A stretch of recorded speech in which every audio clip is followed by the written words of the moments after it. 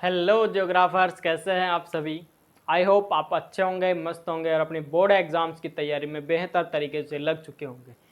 तो जो आज हमारा अध्याय चलेगा प्रथम बुक का मानव भूगोल के मूल सिद्धांत, उसका 5वां अध्याय द्वितीयक क्रियाएं, सेकेंडरी एक्टिविटीज। तो आज की कक्षा में हम बात करेंगे कि क्या होती है द्वितीयक क्रियाएं, कौन कौन से कार्य, कौन कौन से क्षेत्र इसमें शामिल किए जाते हैं और उन क्षेत्रों का हम विस्तार से आज इस कक्षा में चर्चा करने वाले हैं। तो बने रहिएगा अंत तक। आप सभी का स्वागत है उद्धार क्लासेज के इस YouTube चैनल पर।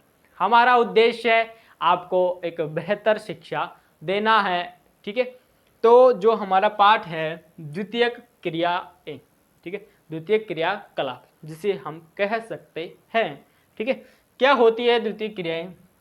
तो हमने पिछले अध्याय में प्राइमरी एक्टिविटीज़, प्राथमिक क्रियाओं के बारे में चर्चा की थी, ठीक है, जो कि हमें कहाँ से मिलती है? प्रकृति से।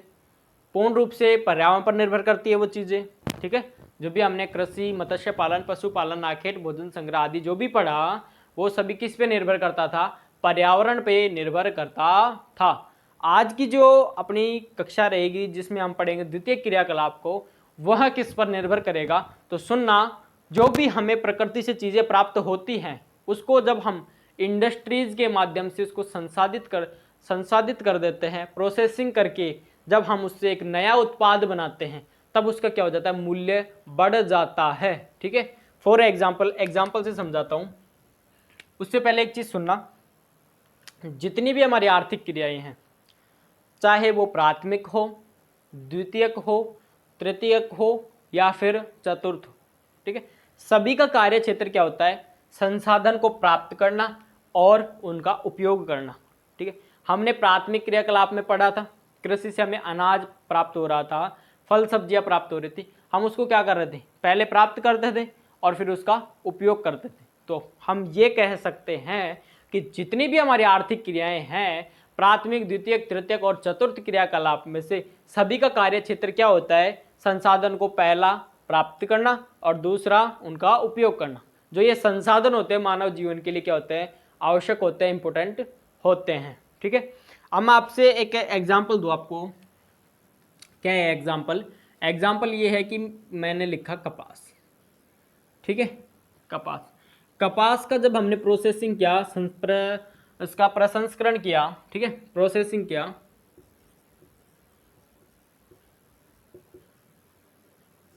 ठीक है, प्रोसेसिंग किया और हमने इससे बना लिया तंतु या फिर धागा, ठीक है। कपास हमें कहाँ से प्राप्त होता है? तो सर हमें कपास प्राप्त होता है प्राथमिक क्रियाकलाप से, क्योंकि कृषि प्राथमिक क्रियाकलाप के अंतर्गत आती है। तो कपास हमें प्राप्त होता है प्राथमिक क्रियाकलाप के अंतर्गत, ठीक है। उसका जब हमने इंडस्ट्रीज के माध्यम से प्रसंस्करण किया, उसको प्रोसेसिंग किया, तब हमें निकल के आता है, हमारे पास क्या प्राप्त होता है? धागा प्राप्त होता है, ठीक है। तो हम कह सकते हैं कि कपास का उपयोग क्या होता है? सीमित होता है, और धागे का उपयोग क्या होता है? असीमित होता है। भाई धागे से अपन किस भी चीज़ में काम में ले सकते हैं, ठीक है, जैसे दरी बनाने में, ठीक है, जैसे बेड शीट वगैरह बनाने में, कपड़े वगैरह बनाने में, ठीक है, आदि विभिन्न विभिन्न कार्यों में हम इसको उपयोग में ले सकते हैं, ठीक है। तो वही बात है कि प्राथमिक क्रियाकलाप से हमें कोई चीज़ प्राप्त हो रही है, प्राकृतिक संसाधन है, ये क्या है? प्राकृतिक संसाधन है, ठीक है। प्राकृतिक संसाधन का जब हम प्रसंस्करण करते हैं, उसको संसाधित करते हैं उद्योगों के माध्यम से, तब उसका क्या हो जाता है? मूल्य बढ़ जाता है, मूल्य बढ़ जाता है, ठीक है। जैसे लोहा अयस्क है, जब उसको संसाधित करेंगे, ठीक है, तब उसका मूल्य क्या होगा? जब उसको इस्पात में बदलेंगे तब उसका मूल्य और बढ़ जाएगा, क्योंकि हम लोहा इस्पात का किस में उपयोग ले सकते हैं? औजार बनाने में, बर्तन बनाने में, खिलौने आदि बनाने में, ठीक है, हथियार बनाने में उसका उपयोग ले सकते हैं। तो वही बात है कि ये कह सकते हैं हम सिंपल सी लैंग्वेज में कि प्राथमिक जो संसाधन होते हैं, ठीक है, प्राकृतिक जो संसाधन होते हैं, उनको हम प्रसंस्कृत करके क्या कर सकते हैं? उनका मूल्य बढ़ा सकते हैं, उनको मूल्यवान बना सकते हैं। तो ये कह दें हम कि द्वितीय क्रियाकलाप में क्या होता है? प्राथमिक जो क्रियाकलाप में प्राप्त होने वाली जो चीज़ें हैं उनका हम क्या करते हैं, मूल्य वृद्धि करते हैं। ठीक है, एक नया उत्पाद बनाकर। जैसे कपास हमारे पास क्या था, एक प्राथमिक क्रियाकलाप से प्राप्त उत्पाद था, फिर हमने उसको क्या किया, प्रोसेसिंग किया और उससे हमने क्या बना दिया, धागा, जो कि हमारे पास क्या आता है, एक नया उत्पाद निकल के आता है। ठीक है, अब इसके अंतर्गत क्या क्या आते हैं सर, द्वितीय क्रियाकलाप के कौन कौन से क्षेत्र है। जैसे हमने प्राथमिक क्रियाकलाप में पढ़ा था, तो द्वितीय क्रियाकलाप के कौन से होते हैं, मैं लिखूं यहाँ पे, विनिर्माण, क्या है, विनिर्माण, प्रसंस्करण, प्रसंस्करण और निर्माण उद्योग, कंस्ट्रक्शन इंडस्ट्री, विनिर्माण मैन्युफैक्चरिंग। ठीक है, ये चीज़ें हमारे पास निकल के आती है भाई, इन चीज़ों को इसमें शामिल किया जाता है। क्या क्या, विनिर्माण, प्रसंस्करण और निर्माण उद्योग। ठीक है, मैन्युफैक्चरिंग, प्रोसेसिंग और कंस्ट्रक्शन इंडस्ट्रीज। ठीक है, अब हम पढ़ते हैं इनको एक एक को विस्तार से। पहला अपना आएगा मैन्युफैक्चरिंग, जिसे हम कहें विनिर्माण। क्या कहेंगे, विनिर्माण।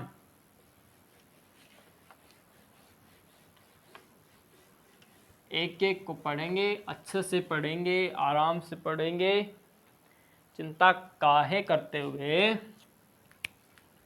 पहला हमारा क्या आ रहा है, विनिर्माण, विनिर्माण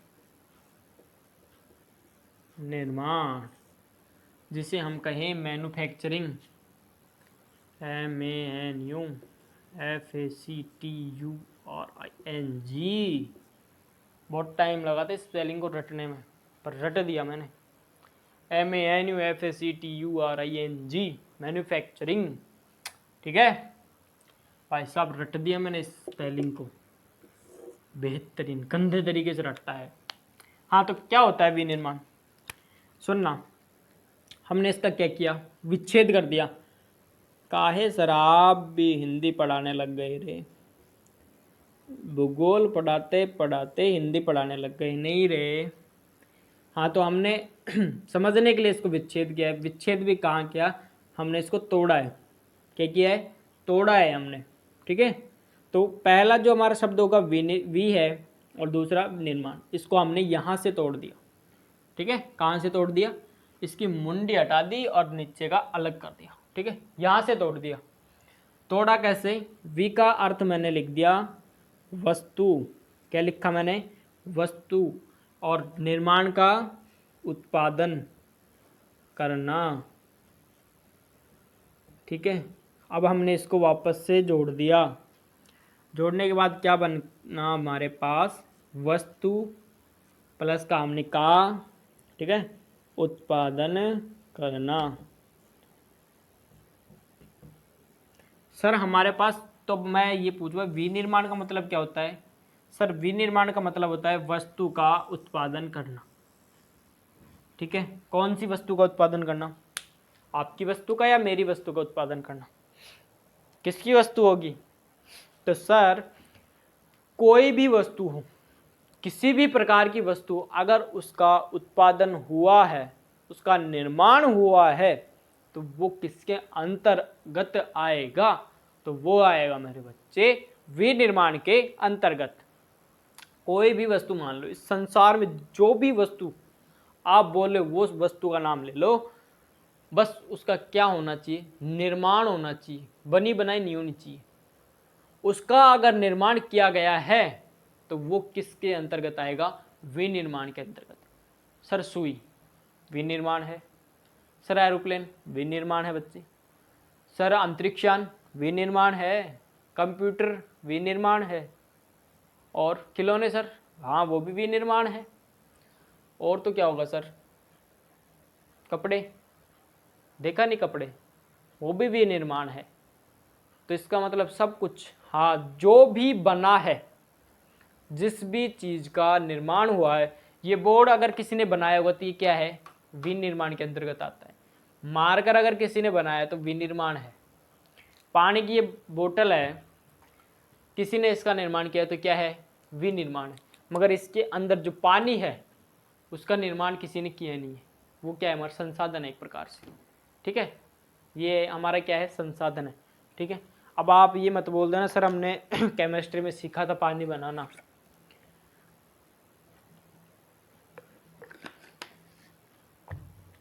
तो हम ये कह दें जो भी वस्तु है, जैसे ये घड़ी है, अलार्म क्लॉक बनी है ये, तो ये भी क्या है, विनिर्माण है, ठीक है। बहुत ज़्यादा एग्जाम्पल दे दिए सर आपने। तो अपन कह दे किसी भी वस्तु का उत्पादन क्या कहलाएगा, विनिर्माण, ठीक है, खत्म बात, ठीक है। अब चाहे इसमें हाथ से बनाई हुई कोई चीज़ आ जाए, ठीक है, हस्तशिल्प से लेकर लोहायस्क, अयस्क या फिर लोहा इस्पात, ठीक है। बता रहा हूँ मैं आपको, एग्जाम्पल दे रहा हूँ कि क्या क्या इसमें आता है, ठीक है। हाथ से बनी हुई कोई चीज़ हो, विनिर्माण के अंतर्गत आएगी। लोहा अयस्क हो या इससे इस्पात से बनी हुई कोई चीज़ हो, विनिर्माण के अंतर्गत आएगी, ठीक है।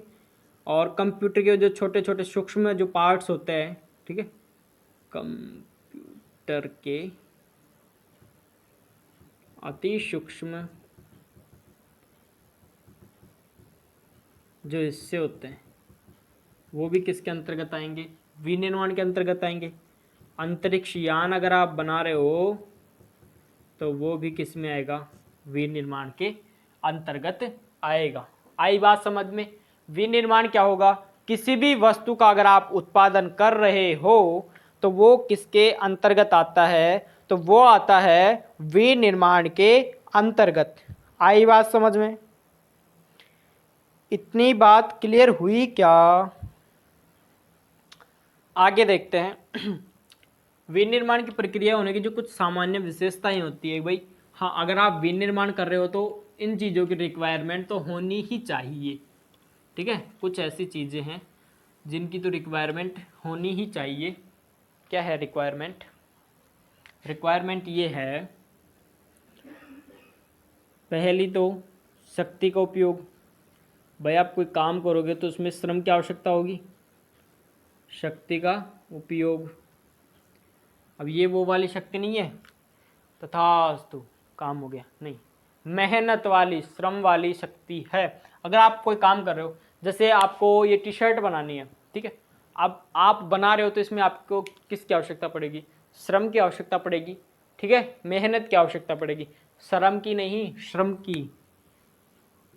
ये वाला श्रम नहीं, श्रम, मेहनत, ठीक है, इसकी आवश्यकता पड़ेगी। ये मत कर देना श्रम, ठीक है, ये वाला श्रम नहीं, श्रम, श्रम, मेहनत की आवश्यकता पड़ेगी आपको, ठीक है। पहला शक्ति का उपयोग। अच्छा जी, दूसरा आएगा एक ही प्रकार के वस्तुओं का विशाल उत्पादन, विशाल उत्पादन एवं कारखानों में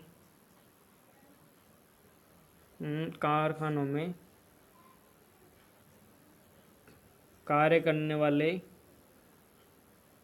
करने वाले व्यक्ति, ठीक है, कार्य करने वाले व्यक्ति जो कि मानक वस्तुओं का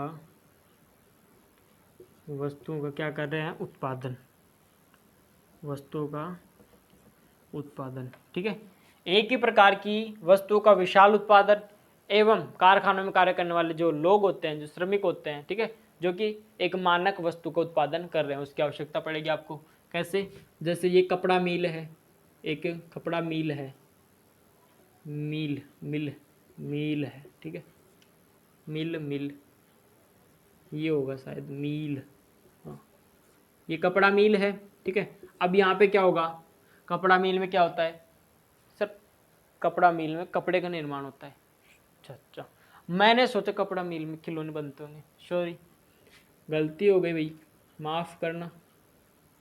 ठीक है, कपड़ा मिल है तो आपको पता है कि यहाँ किसका निर्माण होगा सर? कपड़े का। तो कपड़े बनाने वाला श्रमिक ही होगा ना यहाँ पे, जो कारीगर होगा वो कौन होगा? कपड़े बनाने वाला। अब ऐसा तो है नहीं भाई कपड़े बनाने की मील में खिलौने वाला हो, ठीक है, खिलौने बनाने वाला कारीगर हो, नहीं होगा ना भाई। कपड़े बनाने की मील में कपड़े बनाने वाला श्रमिक ही काम करेगा, ठीक है, वही कारीगर काम करेगा। तो वही बात है कि जिस मानक वस्तु तात्पर्य कोई वस्तु विशेष, भाई वो कपड़े का उद्योग है, खिलौने का उद्योग है, या किसी अन्य उत्पाद का उद्योग है, उस हिसाब से उसे मानक वस्तु कहा गया है। ठीक है, तो जिस वस्तु का अगर उद्योग होगा तो उससे संबंधित उसमें श्रमिक कारीगर कार्य करेगा। ठीक है, बात इतनी क्लियर हुई? ठीक है साहब। अब इसमें क्या होता है, जो आधुनिक साधन होते हैं शक्ति के, उनका उपयोग भी किया जाता है। ठीक है, जो पुराने साधन होते हैं उनका उपयोग भी इसमें किया जाता है। तीसरी चीज क्या है, आधुनिक शक्ति के साधनों का भी प्रयोग किया जाता है। आधुनिक शक्ति के साधनों का, ठीक है, या फिर मशीनों का भी प्रयोग किया जाता है। मशीनों का भी प्रयोग किया जाता है। ठीक है, आधुनिक शक्ति के साधनों का प्रयोग किया जाता है और मशीनों का प्रयोग भी किया जाता है। नहीं, इसके अलावा भी क्या होता है, जो पुराने शक्ति के साधन थे, ठीक है, पुराने शक्ति के साधनों से भी क्या किया जाता है, विनिर्माण का कार्य किया जाता है। ठीक है, जो वर्तमान में जो मशीनें चल रही है उनका उपयोग भी कर सकते हैं। जो पुरानी मशीनें थी, पुराने जो साधन थे शक्ति के, उनका उपयोग करके भी हम विनिर्माण कार्य कर सकते हैं। ठीक है, इतनी बात क्लियर हुई? घुसी क्या बेजे में? घुस गई सर। अरे वाह, शाबाश शाबाश रे गुलगुलो, शाबाश। एक चीज सुनना भी, देखना भी, समझना भी। जो तृतीय विश्व, पहले एक लाइन लिखता हूं मैं, तृतीय विश्व में आज भी विनिर्माण को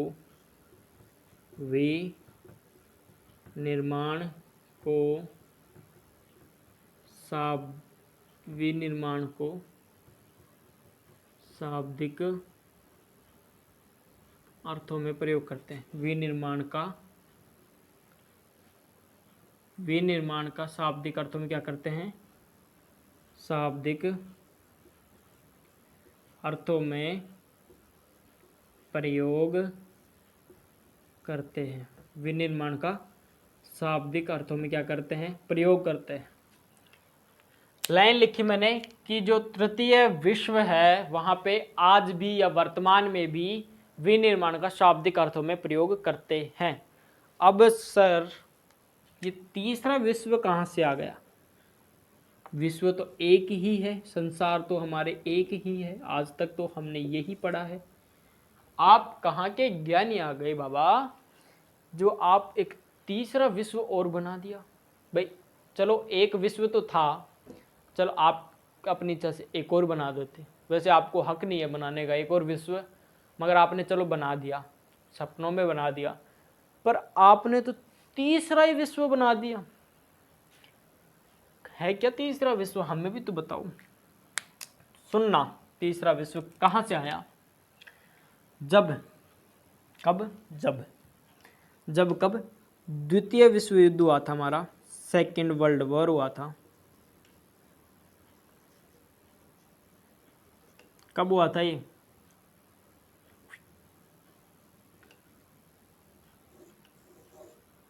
ठीक है, 1919 39 से 45 में जब हमारा द्वितीय विश्व युद्ध हुआ था, जब ये समाप्त हुआ, ठीक है, इसकी बात नहीं करेंगे, इसके बाद की बात करेंगे, तभी हमारे को तृतीय विश्व युद्ध समझ में आएगा। जब ये समाप्त हुआ 1945 में, 1945 में जब ये समाप्त हुआ, सेकेंड वर्ल्ड वार, द्वितीय विश्व युद्ध जब समाप्त हुआ 1945 में, तब क्या हुआ क्या हुआ सर? तो 1945 में संयुक्त राज्य अमेरिका,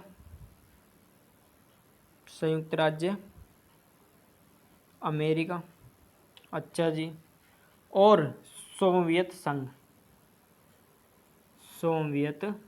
संघ, इनके बीच क्या हो गया? टकराव हो गया, तनावपूर्ण भू राजनीतिक तनाव शुरू हो गया, ठीक है, राजनीतिक तनाव शुरू हो गया, ठीक है। अब राजनीतिक तनाव हुआ, कब हुआ? 1945 में हुआ। तो इसे कहा गया क्या? प्रथम विश्व। क्या कहा गया? प्रथम विश्व, ठीक है। और जो ये सोवियत संघ था, इसे कहा गया द्वितीय विश्व, ठीक है, द्वितीय विश्व हो गया। अब ये जब द्वितीय विश्व हुआ और एक बना अपना तृतीय विश्व, क्या बना? तृतीय विश्व, जिसका संबंध इन दोनों से कतई नहीं है। जो इन दोनों के बीच जो टकराव हुआ था, जो भू राजनीतिक जो विवाद था, जो विद्रोह था, ठीक है, उसे हम नाम देते हैं किसका? शीत युद्ध का। क्या देते हैं हम नाम? शीत युद्ध का नाम देते हैं। 1900, अब आपसे पूछ लिया शीत युद्ध कब हुआ था? वैसे आपके हैं नहीं, पर बता रहा हूं कि तृतीय विश्व कहां से आया, वो चीज सुनना, ठीक है। शीत युद्ध कब हुआ? 1945 से 1991 तक चला था। और कब समाप्त हुआ? जब सोवियत संघ का विघटन हो गया था 1991 में, ठीक है, तब यह युद्ध समाप्त हो गया। तो हम बात कर रहे थे कहाँ पे? संयुक्त राज्य अमेरिका और सोवियत संघ के बीच क्या हुआ? भू राजनीतिक टकराव हो गए, ठीक है। और ये था एक पूंजीवादी विश्व, क्या था? पूंजीवादी, और ये था साम्यवादी,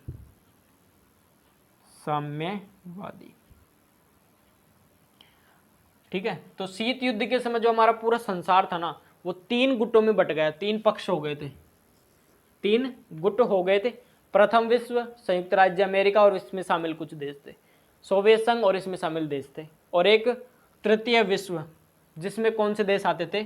जो आर्थिक रूप से क्या थे? कमजोर थे, आर्थिक रूप से क्या थे? कमजोर थे, ठीक है, और विकासशील थे, विकासशील देश थे, विकासशील देश इसमें आते हैं तृतीय विश्व में। अब कौन कौन से है वो? जैसे मैं यहाँ पे लिखूं, अफ्रीका, ठीक है, एशिया, जापान को छोड़कर, ठीक है, एशिया में से जापान को छोड़ देना, एशिया, लैटिन अमेरिका,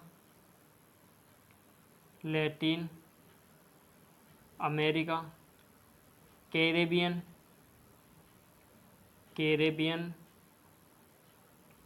और ओशिनिया के कुछ देश, तृतीय विश्व में आते हैं। लैटिन अमेरिका और कैरेबियन में आता है आपका वेनेजुएला और क्यूबा, ठीक है, याद रखना। तो अपने को क्या याद रखना है? तृतीय विश्व कहाँ से आ गया? बात समझ में आई क्या तृतीय विश्व की? ठीक है, आई बात समझ में कि तीसरा संसार नहीं है। जब शीत युद्ध हुआ था तब हमारे संसार के जो देश थे, ठीक है, उनका ही क्या हो गया था? उनके गुट बन गए थे, प्रथम विश्व, द्वितीय विश्व और तृतीय विश्व।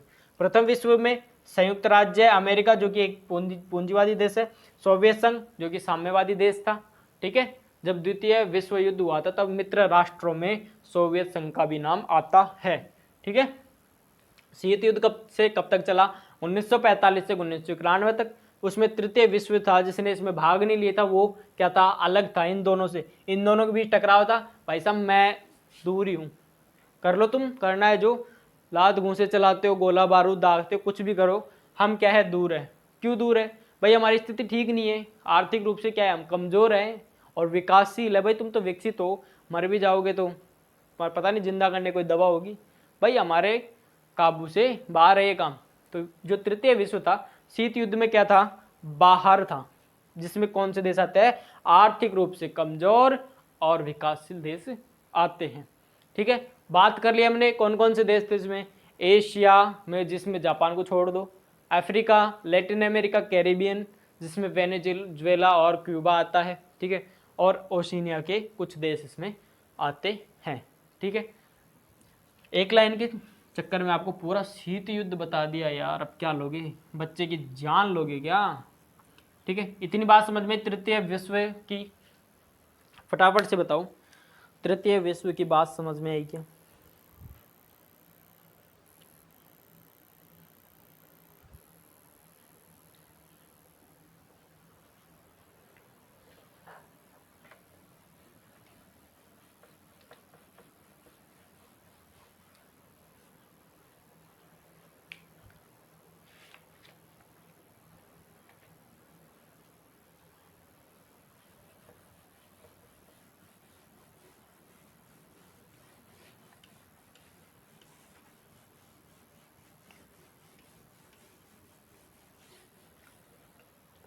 आगे आता है जैसे आधुनिक बड़े पैमाने पर होने वाले विनिर्माण की जो विशेषताएं होती है, क्या है, आधुनिक बड़े पैमाने पर होने वाले विनिर्माण की जो विशेषताएं हैं, आधुनिक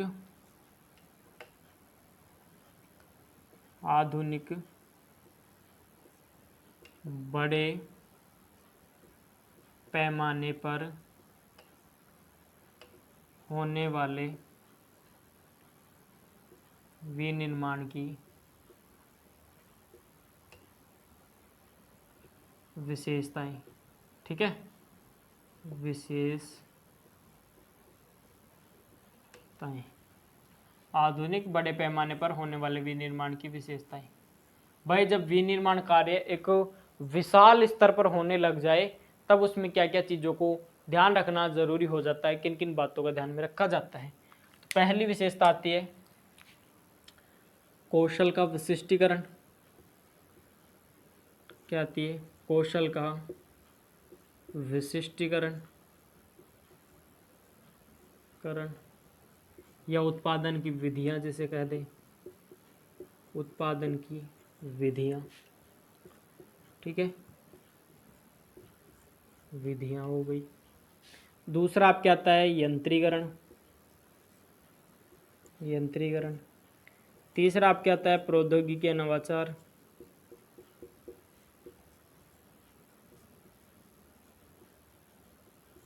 ठीक है, तीसरा आप क्या आता है, संगठनात्मक ढांचा एवं स्थिरीकरण।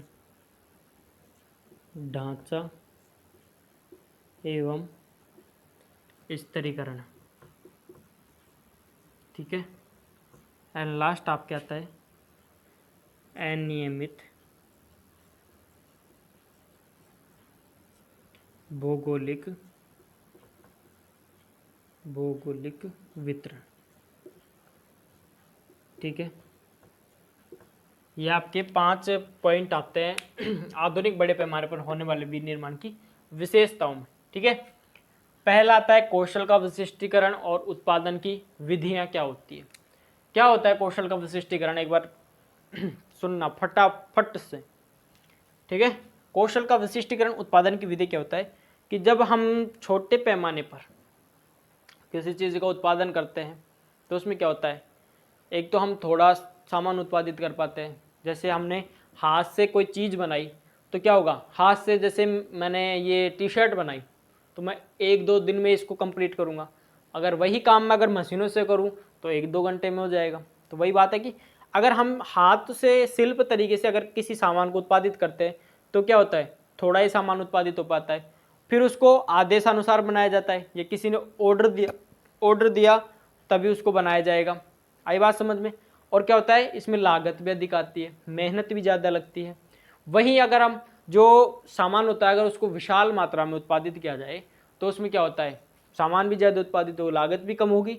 लागत उस हिसाब से कम होगी जब औसत निकालेंगे हम, ठीक है। वैसे तो ज़्यादा सामान में ज़्यादा पैसा लगेगा, मगर हम उनको औसत निकाल के देते हैं। पर जैसे कपड़े की बात करें, पर एक पीस के ऊपर बात करें तो उसमें लागत हमारे पास कम आती है, ठीक है। और उसमें क्या होता है, जो भी कारीगर होता है ना काम करने वाला, वो क्या होता है, निरंतर लगा रहता है उसी कार्य में।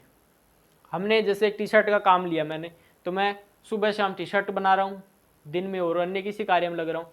मगर आपके पास अगर ज़्यादा मात्रा में आपके पास 1000-2000 ऑर्डर आ जाएं, ठीक है, तो वो जो कारीगर है उसमें कार्य करने वाला, कपड़ा बनाने वाला, वो निरंतर उसी कार्य में लगा रहेगा, ठीक है।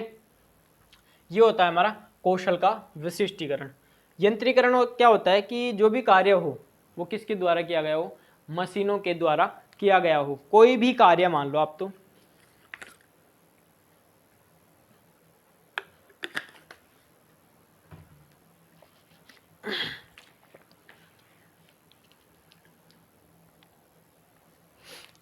हमने कोई भी कार्य लिया किसके द्वारा करवाया, हमने मशीनों के द्वारा, ठीक है।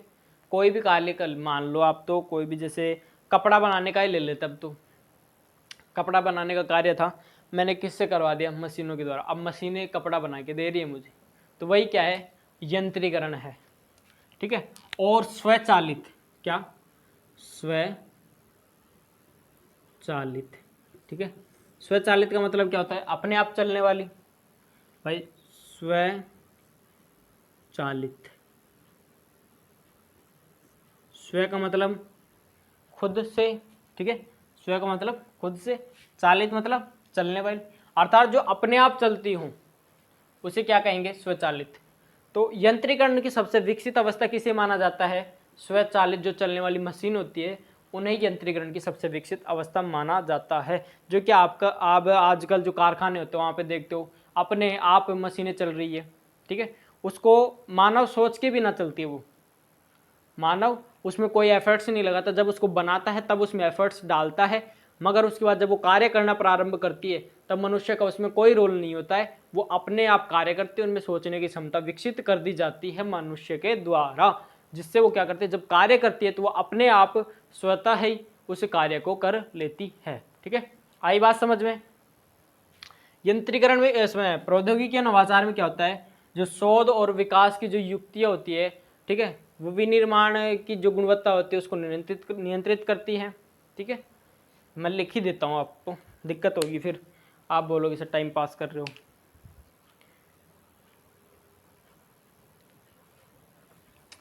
एक एक कोई देख ले तो शुरू से ना।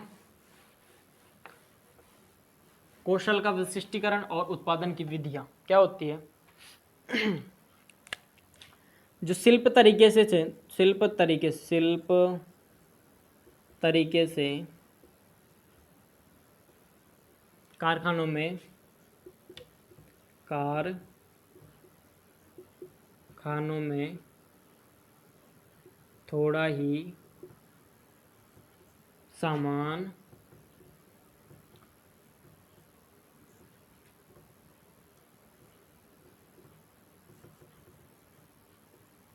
थोड़ा ही सामान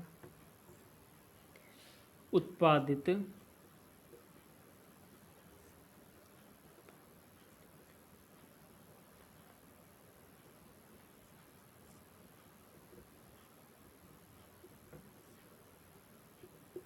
ठीक है। शिल्प तरीके से कारखानों में थोड़ा ही सामान उत्पादित किया जाता है जो कि आदेशानुसार बनाया जाता है। इसमें लागत क्या होती है, कम होती है। वही हम बात करें बड़े पैमाने पर, अगर आप अधिक सामान का उत्पादन कर रहे हो तो वो क्या होता है, बड़े पैमाने पर होता है, ठीक है। जिसमें जो कारीगर होता है, काम करने वाला होता है, वो निरंतर उसी कार्य में लगा रहता है, ठीक है। आगे हम बात करते हैं, अपना अगला आता है यंत्रीकरण। क्या आता है, यंत्रीकरण। क्या होता है यंत्रीकरण? यंत्रीकरण होता है किसी भी कार्य को पूर्ण करने के लिए मशीनों का प्रयोग करना, जिसकी अभी अपन ने बात की थी, यंत्रीकरण, ठीक है। किसी भी कार्य को पूर्ण करने में किसी भी कार्य को पूर्ण करने में मशीनों का प्रयोग। किसका प्रयोग? मशीनों का प्रयोग। वही क्या कहलाता है? यंत्रीकरण। ठीक है। अब जो स्वचालित होती है, स्वचालित अपने आप चलने वाली स्वचालित यंत्रीकरण की विकसित अवस्था है। विकसित क्या है? अवस्था है। ठीक है। स्वचालित यानी कि मानव सोच निर्माण कार्य के अलावा कार्य करते टाइम मानव सोच को सम्मिलित किए बिना, अर्थात जब इसका निर्माण करेंगे उन मशीनों का, अपने आप चलने वाली जो मशीनें होती है, ऑटोमेटिक जो मशीनें होती है, उनका निर्माण करते टाइम तो मानव की सोच का उसमें इस्तेमाल होता है, मगर जब ये मशीनें कार्य करती है तब मानव की सोच को इसमें शामिल नहीं किया जाता है, ये अपने आप ही कार्य करती है। ठीक है। जैसे पुनर्निवेशन, ठीक है, समृद्ध पास कंप्यूटर नियंत्रण प्रणाली,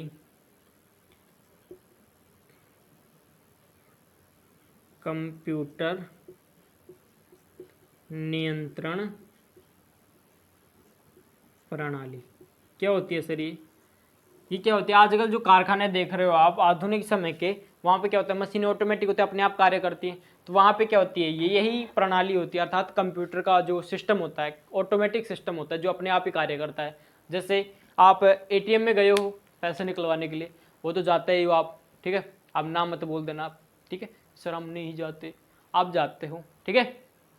आप वहाँ पे जाते हो तो जब आप एटीएम कार्ड डालते हो, अपना पिन डालते हो, ठीक है, और रिक्वायरमेंट डालते हो कि मुझे इतने पैसों की आवश्यकता है, ज़्यादा मत डाल देना, बेइज्जती करवा के आओगे। खाते में 5,000 है, आप 10,000 मांग रहे हो, तो बेटा बेइज्जती करवा के आओगे गंदे तरीके से। 5,000 है तो 4,000 तक ही मांग लेना, 5,000 भी मत मांगना, ठीक है। ज़्यादा मत मांग लेना, कहीं हवाबाजी के चक्कर में वहाँ पे एक दो बंदे और खड़े हैं और हवाबाजी के चक्कर में बढ़ा दो माहौल, बेटा गंदे तरीके से बेइज्जती करवा के आओगे। कंप्यूटर सिस्टम होता है, वो बोलता भी उसमें, ठीक है, तो वहाँ पे ऐसा मत करना। तो हम बात कर रहे थे वहाँ पे एटीएम मशीन में जाते हो आप, ठीक है, आप गए वहाँ पे आपके बैंक खाते में है 10,000 रुपये, आपने पिन डाला, कितने पैसों की रिक्वायरमेंट आपने वो डाली, भाई मुझे 7,000 रुपये की रिक्वायरमेंट है, डालते ही अंदर से मशीन ऑटोमेटिक कार्य करती है, उसको संकेत मिला, किसके द्वारा? मशीन के द्वारा संकेत मिला, वहाँ से वो क्या करती है? संकेत प्राप्त किया, ऑटोमेटिक गिनना शुरू कर देती है और अपने आप बाहर निकाल देती है। निकालती है नहीं, ये क्या है? यंत्रीकरण, कंप्यूटर सिस्टम है। अब ऐसा तो है नहीं भाई एटीएम मशीन के अंदर कोई व्यक्ति बैठा है, उसने आपकी बात सुनी फिर गिन के दे रहा है, पकड़ भाई, नहीं है ना। तो वही है कि वो क्या है? कंप्यूटर नियंत्रण प्रणाली वहाँ पे लगी हुई है कि वो कंप्यूटर सिस्टम वहाँ पे मौजूद है। आई बात समझ में? जी गुरुजी, बिल्कुल आ गई समझ में। तीसरा हमारा पॉइंट आता है, पॉइंट क्या आता है? प्रौद्योगिकीय नवाचार। क्या है?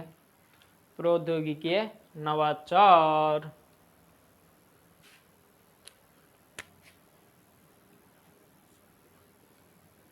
प्रौद्योगिकीय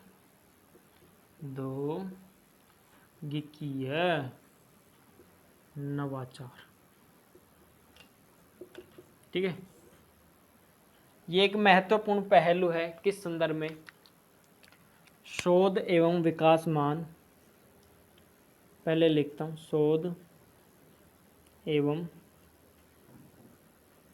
विकासमान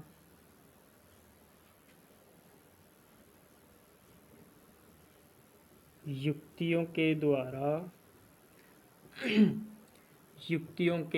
द्वारा विनिर्माण की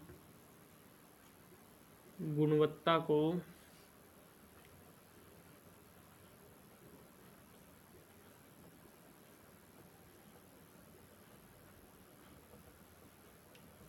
नियंत्रित करने, ठीक है, और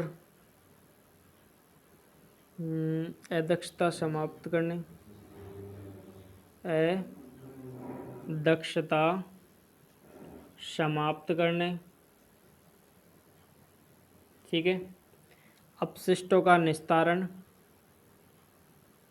अपशिष्टों का निस्तारण, और जो बढ़ता प्रदूषण है उसको, उसके विरुद्ध संघर्ष करने ना, बढ़ते प्रदूषण के विरुद्ध संघर्ष करने का महत्वपूर्ण पहलू है। महत्वपूर्ण क्या है? पहलू है। ठीक है, क्या है ये? शोध एवं विकासमान युक्तियों द्वारा विनिर्माण की गुणवत्ता को नियंत्रित करने का। ठीक है, प्रौद्योगिकी के नवाचार मतलब जैसे कोई डिफेक्टिव पीस आ जाए तो आजकल वो सिस्टम भी आने लगे धीरे धीरे, जो कि आपको बता सकते हैं हाँ ये खराब है, ये ठीक है, ये अच्छा है, ये बुरा है, तो वो चीज़ भी आने लगी। शोध और विकासमान जो युक्ति होती है उसके द्वारा विनिर्माण की जो गुणवत्ता है उसको भी नियंत्रित किया जा सकता है, अदक्षता को समाप्त किया जा सकता है, और जो अपशिष्टों का निस्तारण होता है वह भी इसमें किया जा सकता है। और जो वर्तमान में जो प्रदूषण बढ़ रहा है, जो प्रदूषण बढ़ रहा है वर्तमान में, उसके विरुद्ध जो संघर्ष है उसका भी ये क्या है? एक महत्वपूर्ण पहलू है। वो होता है हमारा प्रौद्योगिकी नवाचार।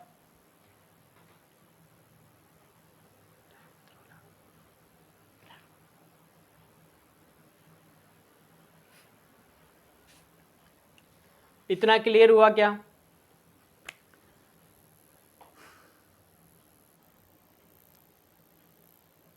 इतना क्लियर हुआ क्या?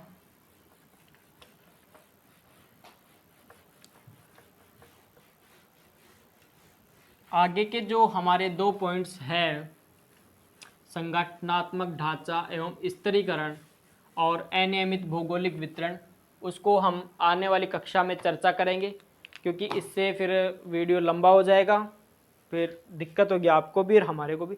तो मिलते हैं नेक्स्ट क्लास में, तब तक के लिए मस्त रहिए, स्वस्थ रहिए और बने रहिए उद्धार क्लासेज के साथ। जय हिंद, जय भारत।